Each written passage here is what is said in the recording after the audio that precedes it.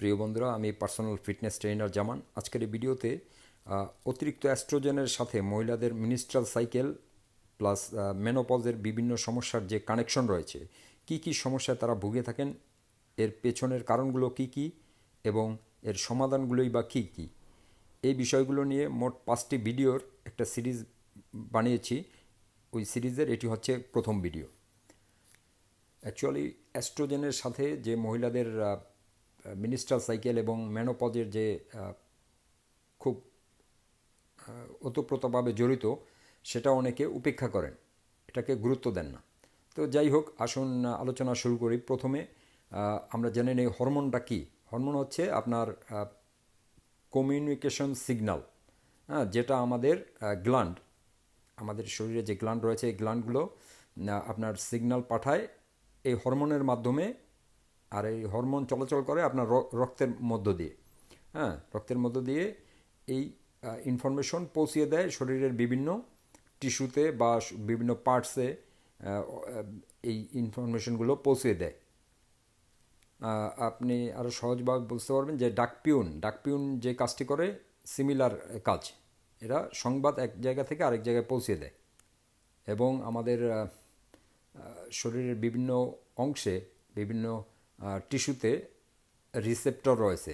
বিভিন্ন ধরনের হরমোন যেমন রয়েছে, তেমনি বিভিন্ন ধরনের হরমোনের জন্য বিভিন্ন ধরনের রিসেপ্টর রয়েছে। এরা যখন সিগন্যালগুলো নিয়ে আসে, তখন ওই রিসেপ্টর ওইগুলোকে আপনার রিসিভ করে। তো পার্টিকুলারলি অ্যাস্ট্রোজেনের যে রিসেপ্টর রয়েছে কোথায় কোথায়, তা হচ্ছে লিভারে, তারপর ইউট্রেসে, তারপর হাড়ের মধ্যে, ব্রেনে এবং ওভারি নামের যে গ্ল্যান্ডটি রয়েছে এখানে। তো গ্ল্যান্ড এবং অর্গানের মধ্যে পার্থক্য কী? গ্ল্যান্ড হচ্ছে আপনার হরমোন উৎপাদন করে, আর অর্গান হরমোন উৎপাদন করে না, এক্সেপ্ট আপনার লিভার ছাড়া।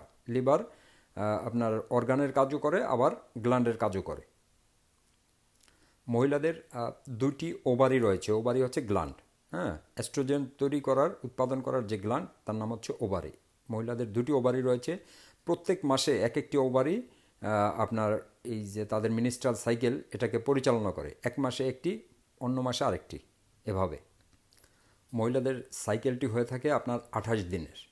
28 দিনের মধ্যে প্রথম 14 দিন পরে আপনার অ্যাস্ট্রোজেনের স্পাইক ঘটে, প্রচুর অ্যাস্ট্রোজেনের স্পাইক ঘটে। ওই সময়টায় আবার অ্যাস্ট্রোজেনের স্পাইক যে ঘটে, ওই সময়টাকে বলা হয় ওভুলেশন। ওভুলেশন মিনস ওই সময়টা মহিলারা খুব ফার্টাইল থাকে, উর্বর থাকে। তারা আপনার প্রেগনেন্ট হবার চান্স সবচেয়ে বেশি থাকে ওই সময়টায়, ওই 14 দিনের মাথায়। তখন এক পর্যায়ে ওই অ্যাস্ট্রোজেন আবার নিচের দিকে নেমে আসে এবং শেষের দিকে ঠিক 28 দিনের আগের সপ্তাহে তখন আবার আরেকটি হরমোন কল প্রোজেস্টেরন। এই প্রোজেস্টেরন আপনার স্পাইক ঘটে। অতঃপর প্রোজেস্টেরন যখন আপনার নেমে আসে, স্পাইক থেকে নেমে আসে, তখন আপনার 28 দিন পূর্ণ হয়।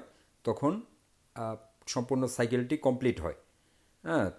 ওই 28 দিন যখন পূর্ণ হয়, তখন আবার অ্যাস্ট্রোজেনের স্পাইক ঘটে এবং মহিলারা মাসিক বা পিরিয়ডের মধ্য দিয়ে যায়।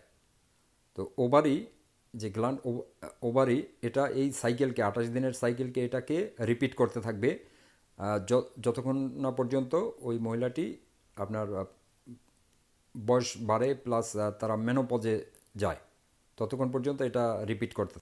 এখন এই 28 দিনের মধ্যে আপনার কোন সময় আপনার সিমটমগুলো আপনি দেখতে পান, সেগুলো যদি আপনি নির্ণয় করতে পারেন, সেক্ষেত্রে এটা নির্ণয় করা সম্ভব হবে যে ওই সমস্যাটা বা ওই সিমটমটার পেছনের কোন হরমোনটা দায়ী। এটা কি অ্যাস্ট্রোজেন না প্রোজেস্টেরন? যেমন অনেক মহিলাদের আপনার পিরিয়ড হওয়ার 1 সপ্তাহ আগে থেকে তাদের পেট ফুলে ওঠে। দেখলে মনে হয় যে হয়তো প্রেগনেন্ট হয়েছে, এভাবে পেট ফুলে ওঠে। এটা আসলে প্রেগনেন্সি না, এটা হচ্ছে ফ্লুইড রিটেনশন। পানি জমে যায় এটার। আর এটা যদি হয়, সেক্ষেত্রে বুঝতে হবে যে ওই সময়টা যেহেতু প্রোজেস্টেরনের স্পাইক ঘটে, সেহেতু এটার পেছনে প্রোজেস্টেরন দায়ী। আর যদি সিমটমগুলো আপনার এই 28 দিনের মধ্যবর্তী যে 14 দিনের সময় যদি ঘটে থাকে সেক্ষেত্রে বুঝতে হবে এটার পেছনে অ্যাস্ট্রোজেন দায়ী, কারণ ওই সময় অ্যাস্ট্রোজেনের স্পাইক ঘটে, ওটাকে বলে ওভুলেশনের পিরিয়ড। ওই সময় মহিলারা সবচেয়ে বেশি ফার্টাইল থাকে। তো আসুন এখন জেনে নেই অ্যাস্ট্রোজেন আমাদের শরীরের যেই যেই অংশগুলোকে অ্যাফেক্ট করে। তার মধ্যে একটি হচ্ছে ব্রেস্ট, এটা ব্রেস্ট সাইজকে আপনার বৃদ্ধি করে এবং ব্রেস্টের যে টেন্ডারনেস, এই টেন্ডারনেসকে বাড়িয়ে দেয় এবং অনেক ক্ষেত্রে এটা ব্রেস্টের মধ্যে সিস্টের সৃষ্টি করে। তারপর আমাদের মহিলাদের ইউটেরিয়াসকে এফেক্ট করে, মিনস্ট্রাল সাইকেলকে এফেক্ট করে, তারপর তাদের সেক্স ড্রাইভকে এফেক্ট করে, that means low sex drive. তারপর তাদের ডিএনএকে পর্যন্ত এফেক্ট করতে পারে, কারণ অ্যাস্ট্রোজেন আপনার সিগন্যাল সেন্ড করতে পারে শরীরের বিভিন্ন অংশে, যা যার অর্থ হচ্ছে গ্রো করার জন্য, শরীরের বিভিন্ন অংশকে বাড়ানোর জন্য অ্যাস্ট্রোজেন সিগন্যাল সেন্ড করতে পারে। এইভাবে তারা ডিএনএকে আপনার এফেক্ট করতে পারে এই অ্যাস্ট্রোজেন।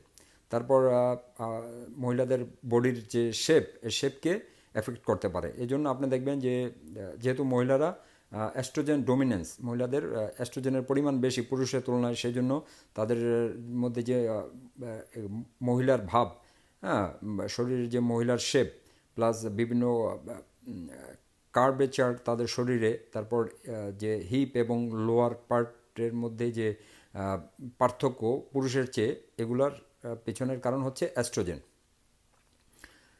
এই জন্যই আপনার মহিলাদের যেহেতু তারা রিপ্রোডাকশন করে, জন্ম দেয়, এজন্য তাদের শরীরের লোয়ার পার্টে আপনার এক্সট্রা সুপারফিশিয়াল ফ্যাটের একটা লেয়ার রয়েছে। তারপরে এই অ্যাস্ট্রোজেন তাদের বোনকে এফেক্ট করতে পারে, কিডনিকে এফেক্ট করতে পারে, তারপর তাদের ইলেকট্রোলাইটসের যে ব্যালেন্স রয়েছে, যেমন পটাশিয়াম সোডিয়াম যে রেশিও, এটাকে এফেক্ট করতে পারে।